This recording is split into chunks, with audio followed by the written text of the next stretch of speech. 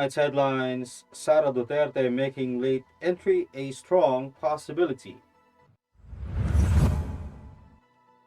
NCR mayors agree to restrict access to cemeteries. Coronavirus cases in the country at 2,683,372. 6 reported dead in Cagayan in Cordillera due to marine.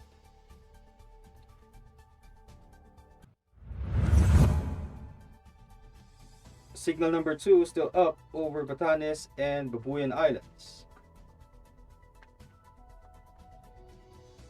And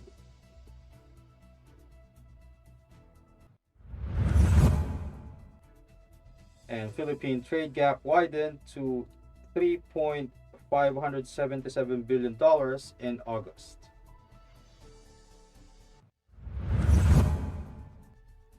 Good evening.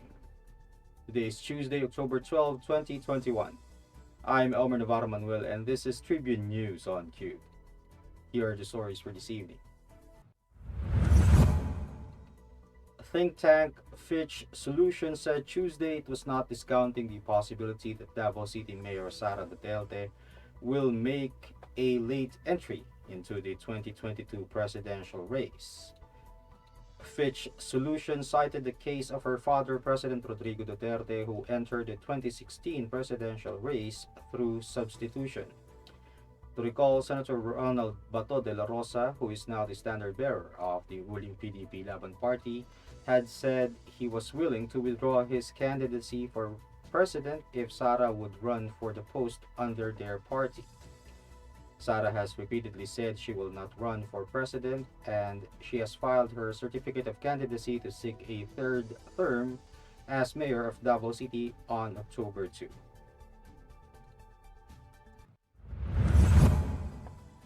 Metro Manila mayors have approved a resolution urging local government units to restrict access to public and private cemeteries, memorial parks, and columbaria from October 29 to November 2, according to Metropolitan Manila Development Authority Chairman Benher Abalos on Tuesday.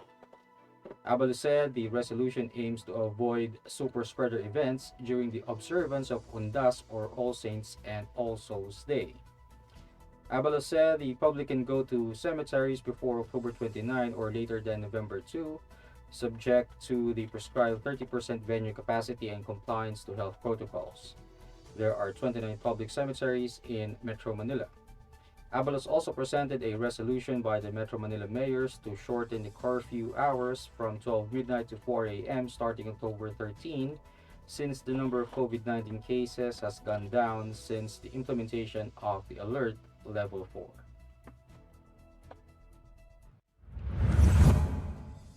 The Department of Health reported 8,615 confirmed coronavirus disease cases on Tuesday to bring the total number of infections in the country to 2,683,372. This brought the active cases to 82,228, and of the total, 73.2% are mild, 14.2% are symptomatic, 3.8% are severe, and 1.6% are in critical condition. The number of recoveries, on the other hand, rose to 2,561,248 after 25,146 patients recovered from the deadly disease. The death toll is now at 39,896 with 236 fatalities recorded. Data from the DOH also showed that 68% of the country's intensive care unit beds are utilized, while 50% of the mechanical ventilators are also in use. Tribune News on Cue will be back after these reminders. Botomoto Halalan 2022, the Daily Tribune special coverage. Magpabakuna kayo. This public service advisory is brought to you by Daily Tribune and 100.3 RJFM. Magandang araw mga katribo! Narito na ang mga makakasama nyo tuwing umaga sa programang Gising Na. Roy Pelovelo, Comfy Manalo, Chinky Mangkukang, Vernon Velasco, Kim Sancha at Chirk Balagtas. Abangan ang programang Gising Na mula alas 8 hanggang alas 9 ng umaga sa Facebook page ng Daily Tribune. Ilabas na ang mainit na kape at samahan kami sa inyong pag-almusal, mga katribo. Sama-sama natin alamin ang mga natatagong istorya sa mga latest na kaganapan sa loob at labas ng bansa. Simulan ang bawat umaga with good vibes sa mga informative and recreational segments dito sa ating programa. Maaari niyo rin ibahagi sa amin ang inyong opinion via Daily Tribune Facebook page at Tribune Now sa YouTube. Makichika na rin sa latest showbiz happenings, mga katribo. Kaya naman, magkita-kita po tayo mula Lunes hanggang Biyernes, alas 8 hanggang alas 9 ng umaga at magsama-sama po tayo sa Gising Na! Magpabakuna kayo. Ayon sa World Bank, tinatayang 4.8 hanggang 12.7 milyong toneladang plastic ang sumisira sa ating karagatan taon-taon. Halos 80% nito ang nanggagaling sa Asya. Sa buong mundo, ang Pilipinas ay itinuturing na pangatlong pinakamalaking nagdudulot ng polusyon sa karagatan. Ang nakalalasong kemikal mula sa plastic ay di lamang kumukontamina sa karagatan, ngunit pati na rin sa hanging nilalanghap at lupang ginagalawan natin. Kung magpapatuloy ang kasalukuyang paggamit ng single-use plastics, sa taong 2050, mas marami na ang plastic kumpara sa mga isda na nasa ating mga karagatan. Dahil dito, mas pinaiigting ng pamahalaan ang kampanya laban sa paggamit ng single-use plastics. Nanganganib ang ating planeta. Iisa lang ito. Lahat tayo ay dapat kumilos sa lalong madaling panahon upang pangalagaan ito. Tama na ang plastikan.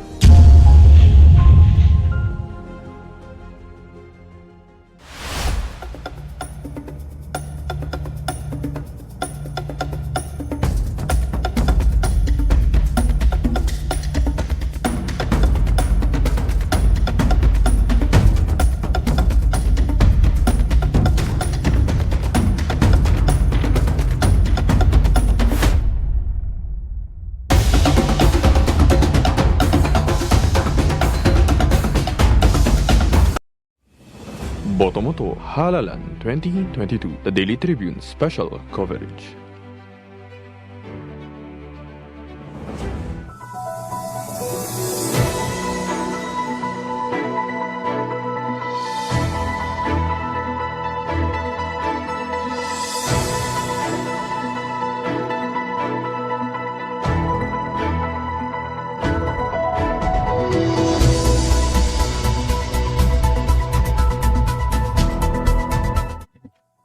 In other news, local government officials said Tuesday that 6 people reportedly died in the Cagayan Valley and the Cordillera Regions due to severe tropical storm Maring.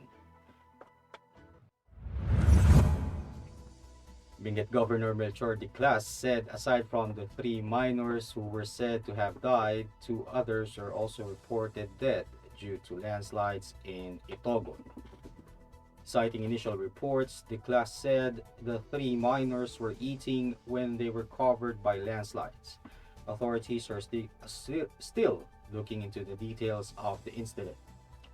The governor meanwhile added that the Marcos Highway going to Baguio was passable and the Asin Road and the Gillian Road are now open. 84 families were affected in Itogon while 20 families were affected in La Trinidad by Marie.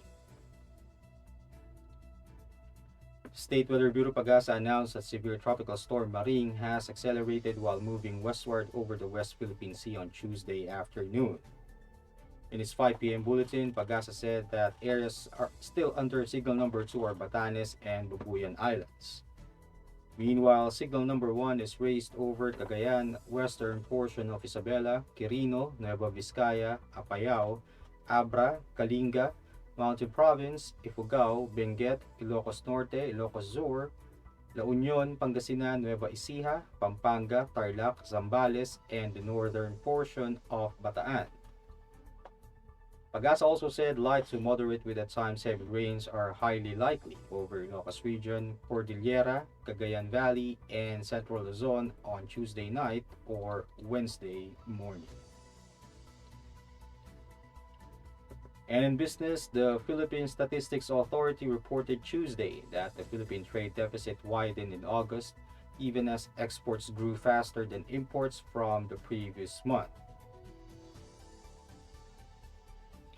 Government data show that the balance of trade in goods deficit widened to $3.577 billion in August from $2.179 billion the same month last year, but narrower than $3.659 billion in July. This comes as exports posted an annual growth of 17.6% to $6.465 billion from $5.499 billion, with all the top 10 major commodity groups in terms of value of exports posting annual increases. The growth was led by cathodes and sections of cathodes, which surged by 162.5%, followed by electronic equipment and parts up 41.8%, and coconut oil up 31.8%. That wraps up the stories tonight, and before we go, we would like to thank the SM Store, Araneta City, Department of Tourism, Overseas Community Affairs Council member Alan Lin of the Republic of China for their continued support. Again, this is Elmer Navarro Manuel, and you're watching Tribune News on Tube. Stay safe, stay healthy, and stay at home. Good night, and God bless us all. Botomoto Halalan 2022, the Daily Tribune special coverage.